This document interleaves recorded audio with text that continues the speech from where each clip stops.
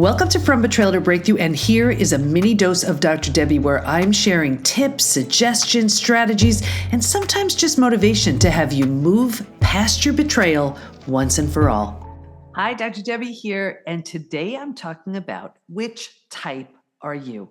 I did a little experiment the other day, and I sent an email out to everyone on our newsletter list, and you may have even received it. And I said, if I can help you, respond to this email and let me know. I just want to help you in any way I can. Well, it was so interesting because out of all of the people who responded, they kind of got broken up into different sections and different groups. And I want you to see which group you wound up in. There was I call them the thrivers. And these were the people who just responded saying, Dr. Debi, I'm doing this and I'm doing that. And this was the worst thing that ever happened to me. Of course, they're telling me about their betrayal. It was the absolute worst thing that ever happened to me. But you know something? I started doing this thing and then that led to the next thing and that led to the next thing. And I'm feeling so much better. I know I still have a way to go, but I am moving forward and I'm doing it. And it's helping and it's working. And I've been listening to your podcast and I've been reading your books or whatever. And it is really helping and I'm on my way. So with those people, I responded, go you, that's great. And I really kind of was specific about things that I noticed about what they said. Like, wow, when you said you're doing this, that's amazing. Because a lot of people wouldn't be willing to do that or whatever. And I responded to them and I was so excited to hear the changes they were making based on just their willingness. Like they were just unwilling to sit in it any longer. They wanted to find a way through it. And that's exactly what they were doing.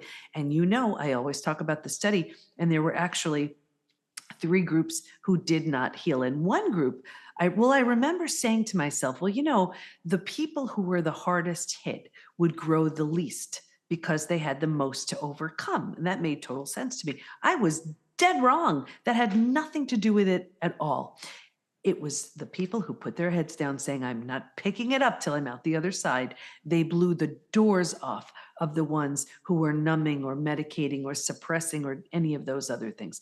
And listen, I get it. We're in so much pain and we need to get through our day. So we think, okay, let me take something. Let me start emotionally eating or drinking or numbing in some way. It may make the day a bit easier to get through, not without a price. And it is so common to run to the doctor who can put you on a mood stabilizer or an anti-anxiety medication or something like that, or to have that glass of wine or 2 or 3, or start emotionally eating. We do all these things because there's so much pain. And we just figure, well, how can I manage, if you have children, deal with my kids. And if you work, deal with my work. And if you have aging parents, deal with my aging parents, whatever it is, and function and get through this. So we figure, well, let me just numb and that'll be my way of coping. It's really just delaying, because until and unless you intentionally and deliberately move through the betrayal, it is there and it will not heal until you do the work to heal it. Anyway, so for those thrivers, it was such a thrill to see all the different ways they were moving forward and the health issues that were clearing up, what they were seeing and feeling and experiencing now that they have moved through, out of the stage 2, which is that's just deep trauma and the rug has been pulled out from under you. And then even stage 3, the most common place we get stuck, and moving into that place of stage 4, where transformation begins, and stage 5 and beyond. The next were the sharers. So that was the first group, and it was so exciting to respond to them. The next group these were the sharers, and they would tell me their story. And it was, some of these stories, we hear stories like this every single day. And I think for some of them, it just felt so good to know that this was a safe space to share their story. They knew it was not going to be met with any judgment, anything. I just want to help if I could. So for the sharers, what I did was I responded with, acknowledging their story and where they're at, and giving them an idea or 2 that may be a different way to think, because what they know has gotten them to where they are, right? So it's going to take something different to bring them to a different place. So sometimes just cracking open that door of possibility to something, doing something differently, thinking in a different way, get someone to consider something, doing something, differently, and then of course having a different result. So for them, I responded, and I hope they took one of those tips or ideas or suggestions that I gave them, because when you're in it, it's so hard to see. And of course, listen, this is all I do all day long between me and our certified PBT coaches within PBT. This is all we do. So for me, seeing something, I know where someone's at. And also, I've been coaching for 32 years. So I see where someone's at and I see where they're stuck. And it's like, okay, well, what about this? And it may seem like such a small, insignificant thing that I'm suggesting that they do. But sometimes it's in those small, seemingly insignificant things that someone tries something, has that measure of success, that feeling of success, which motivates them to do more and more and more. So even though, when I look at anybody's story, and I try to help them in any way, I am always looking at it from a place of the 5 stages from betrayal to breakthrough. And I don't care if I move someone 1 degree, 5 degrees, 10 degrees, by the end of our conversation, they're going to be moving in that direction towards the next stage. Because listen, let's face it, here's the truth. We only move in one of 2 ways: further or closer to everything we want. So if you do no more than say to yourself when you're about to do something, when you're thinking something, right? Is this thought, is this action, is this decision moving me further or closer to everything I want? What would that do? Just if you implemented that. So anyway, that second group, the sharers, I just loved responding to them and giving them even just one thing they can do, and hoping that that one thing really just moves the needle for them and having them move closer to that next stage. So that was the shares. Well, this was another interesting group, and these were the resigners. What do I mean by that? This was the group that told me their story, and then somewhere in that said, but there's nothing I can do about it. This is just the way it is. I can't get out of this. This is as good as it's going to be. I need to find a way to live with it. They're resigned. And it's so sad, because once we've been betrayed, of course we can be resigned, because it seems so big. How can I ever move through this? How can I make a change based on where I'm at right now? I feel like I can't even get out of bed. How in the world could I actually heal? Right? It seems so far and so big. But instead of looking at it saying, I don't quite know yet, but there are the 5 stages from betrayal to breakthrough, and I will move inch by inch by inch closer to that next stage. You're not going to get through stage 5 the first day, but at least you're moving in the right direction. But when you resign yourself and you say, there's just absolutely no way I can heal, and there's nothing that's going to change, and there's nothing I can do with this. Well, it's essentially you're saying, I am deciding to stay stuck in stage 3, which is quicksand, by the way. And that's just the way it's going to be. Now, here's what happens in stage 3. If you're not familiar with the stages, I talk about them all the time. But stage 3, here's the one where when we're here, now think about what happens. We're here for a while. We're not supposed to be, but we don't know that. And then what happens is we start thinking and overthinking, and then we infuse some emotion and some feeling into it. And now we create all these beliefs, and the mind believes everything you say. So if you believe, I'm not lovable, I'm not worthy, I'm not deserving, it must be my fault, I'm not good enough, I'm not pretty enough, I'm not thin enough, I'm not rich enough, I'm not whatever. So then your mind's like, wow, I didn't know you felt that way. Okay, my job is to go along with everything you say. And then what happens is, since this is the way you feel, well, this is the energy you're putting out. Well, like energy attracts like energy. So now you're attracting people and circumstances and even relationships towards you to confirm, yep, this is where you belong. Here's typically where we'll join some support group, and we will actually sabotage our healing because now we found our people. right? Because if complaining about it is what you have in common with them, well, what happens when you stop complaining? So we sabotage ourselves. Or here's where you may start growing, but you're going to sabotage your growth because let's say your betrayer isn't changing and you're afraid of outgrowing your betrayer. Now, other people may be hearing this right now and say, well, that's crazy. If they're unwilling to change, well, of course I should outgrow them. But I want all of you, and I invite all of you to really think about that because I see it all the time. We stay in the pain of the known familiar because we don't know. We don't know what to expect when we heal. So we rationalize this somehow thinking, okay, well, it really wasn't that bad. Well, they said they'd stop. Well, maybe I could just get used to it or try to just look the other way. And I mean, I hear this all the time. And I can also tell you there was another group who did not heal. This was the group where the betrayer had very little consequences. So whether it was out of financial fear, not wanting to break up the family, it was fear of change, religious reasons. That was a big one. They did everything just to try to put it behind them without the betrayer having really any consequences. And I saw two things with this group. Number one, a further deterioration of the relationship. And number two, this group was the most physically sick with symptoms of post-betrayal syndrome. So be very careful of this.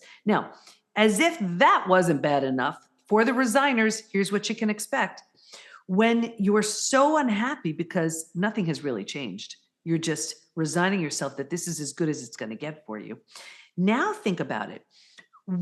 You're marinating in this, and so now the only thing that can happen is you further suppress your immune system. Your adrenals are struggling. Now you may have hormonal issues, weight changes, you name it, digestive issues, sleep issues. So physically you're not feeling well. And the only thing you can expect is more of that.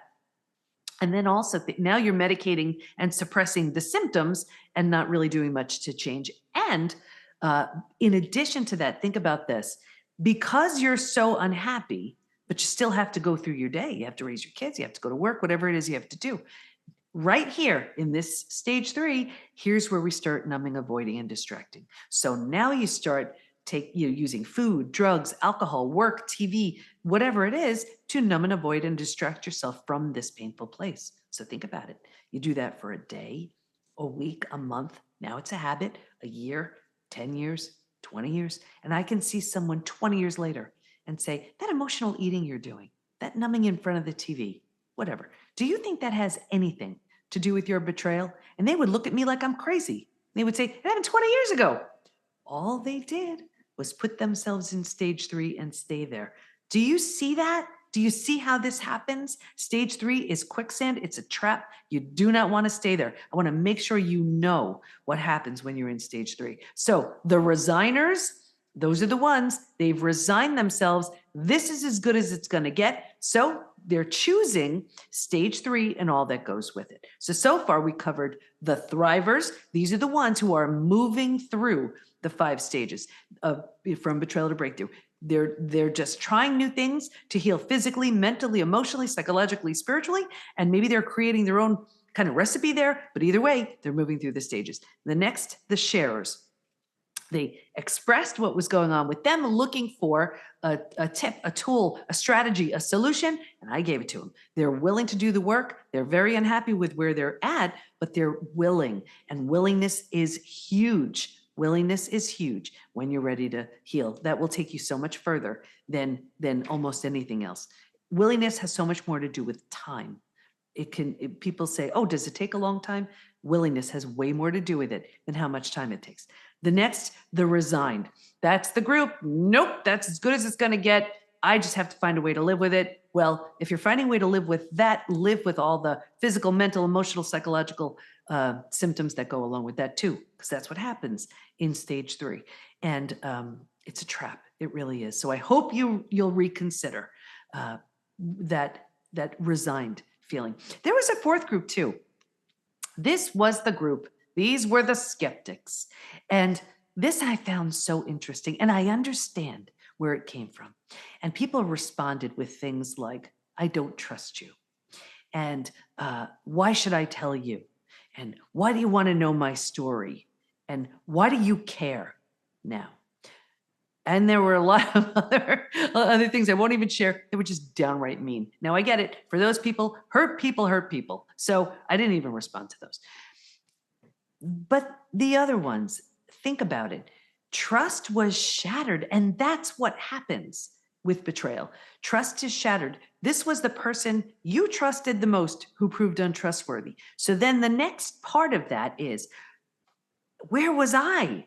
How did I not see? How did I not know? So if I can't trust the person I trust the most, and I don't even trust myself, well, how in the world can I trust in anything and anyone? So then here I come out with this email, hey, let me help you. So I understand. Why should I trust you? That's where that lack of trust is coming from. But I want you to really look at this, because think about it. Now, I'm not saying my coaching is the be all end all, but what if I could have given them a really helpful tip or tool or strategy or idea that would have helped them? Can you see how that shattering of trust and the unwillingness to be even receptive to my help, can you see how it's preventing them from healing? Now take that in other areas of their life, because how we are in one area is kind of how we are in every area. So in what other ways are they holding connection, intimacy at a distance, or support or help, right? How else is someone like that keeping these things at a distance? And or even how, by putting the big wall up, sure, you keep out the bad ones, but you're keeping out the good ones too. So if this is you, the skeptic, I'm speaking to you, where else is your skepticism from the shattering of trust? So I get where it showed up. I get why it's there. Where else are you not trusting? And how is it affecting you? Is it in a friend who wants to help you and you don't trust them? Is it in maybe a business partnership or opportunity and you don't trust it? Now, I'm not saying that everything out there is legitimate and good. No. And here's the thing too, until and unless you heal the betrayal, these opportunities in the form of people and situations will come around to have you work on what's needed to heal. I am not suggesting the betrayal is your fault, but there is a profound lesson needing to be learned. And until and unless you learn that lesson, you will have opportunities in the form of repeat betrayals. So if these opportunities keep showing up for you, know that that is a classic sign of an unhealed betrayal. But really think about if you're one of those skeptics and where your first instinct is to just, say, why do you care? Why do you want to know? I don't trust you. More than that, let's just say I was going to give them the most earth-shattering suggestion or solution that would have changed their life. Let's just use that. Imagine that. Now imagine they didn't trust. They never rebuilt that trust. They never learned to trust again. And they didn't take that advice or strategy that really could have helped them. Can you see the power you're giving and you're continuing to give that person who hurt you? So think about this. It's not even necessarily the most recent betrayal, because let's say you have a series of repeat betrayals because your original betrayal was never healed. So let's imagine your parent, when you were a little kid, did something awful, or a girlfriend or boyfriend who broke your heart in high school, right? Did something so painful and you were struggling and that was never healed. Now you have experience, you have a lifetime of experiences in betrayal. And then other opportunities come along, like I want to help or something like that. And it's met with the big wall up, nope, anger, distance, all of that. Look at the power you're giving and continuing to give that person who hurt you, right? It could be 10, 20, 30 plus years. And do you see how left unhealed that is continuing to impact you and affect you today? It's impacting you in your health, right? With symptoms of post-betrayal syndrome, because time won't heal it. right? A new relationship won't heal it. Healing will heal it. So now here you are walking around with symptoms showing up because of something unhealed from possibly decades ago. Look at the missed opportunities.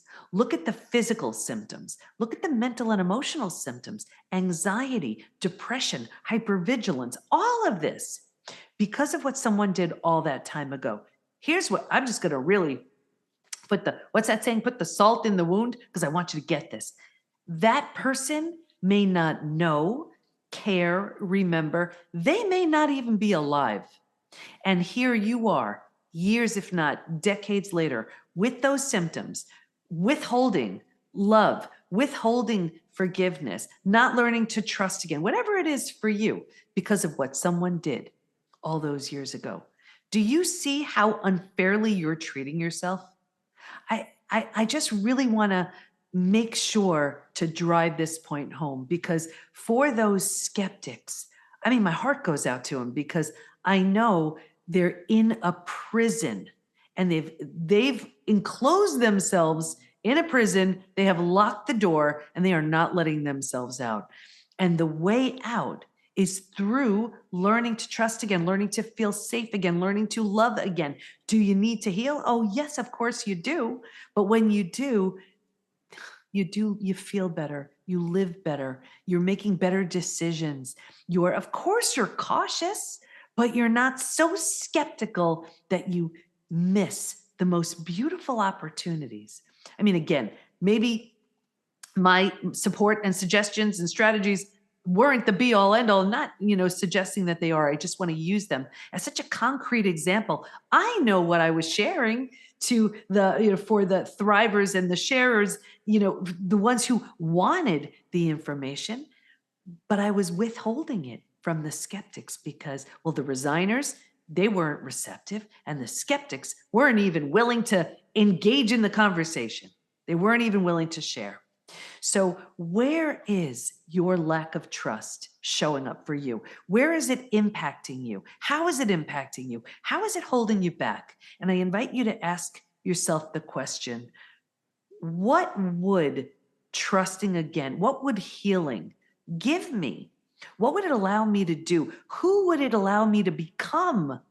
Life is waiting, my friends, and it's waiting for you when you move through the stages and when you use your trauma for your transformation, when you use your pain to do something good. I didn't do anything you couldn't do. There wasn't a roadmap. It showed up in the study that I did, but there wasn't a roadmap. But I was like, this stinks. I could either be the recipient of betrayal and like the poster child for it, and yeah, I have a powerful story and I'll get a whole lot of sympathy. Or what if I could do something really good with this? What if I could do something really good with something really painful? And for you, what's waiting for you when you heal? Is it a new level of health? Is it a new business? Is it a new passion project? Is it a new relationship, either with the person who hurt you on such a different level or with someone entirely new? Remember, if you're in stage 3, you can only attract stage 3. If you're in stage 4, you will attract a stage 4 person. If you're in stage 5, well, that's who you attract. So I would so much rather you spend the time and the effort on your healing so that you attract and become someone worthy and deserving of this beautiful new version of you who's being created, because that's the opportunity. You don't want to miss an opportunity when it comes to trauma. The trauma hits you so hard, but when you do something really good with something really painful, that's trauma well served. So again, there are the thrivers. Go you. If you're just doing the work. There are the sharers. These are the ones who shared their story, who were willing to get some support and ideas and tools to move them forward. There are the resigned. These are the ones who they're convinced that this is as good as it's going to get and they better get used to it. And then there are the skeptics. And for you, I really recommend taking a look and seeing how it's impacting you. You deserve so much better than that. Don't let that unhealed betrayal, that shattering of trust from either recently or all those years ago, to prevent you from the love, from the connection, from the intimacy, from the support that you deserve. I hope this helps, and I'll see you next time. You need the right tools, support, and the right community to move through the 5 stages from betrayal to breakthrough. And we have all that within the PBT Institute. So join us at the PBT, as in post-betrayal transformation, thepbtinstitute.com. There's a version of you who's so confident, healthy, peaceful, and happy on the other end of your healing. And we can't wait to help you get there. We got you. Thanks for listening. And here's to your breakthrough.